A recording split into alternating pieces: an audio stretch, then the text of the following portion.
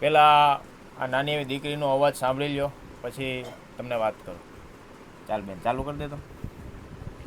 અજે હવનો યાદ હકો આયો મારી માં, આયો મારી માં, મારો પણ ટાઈમ લાય મારી માં.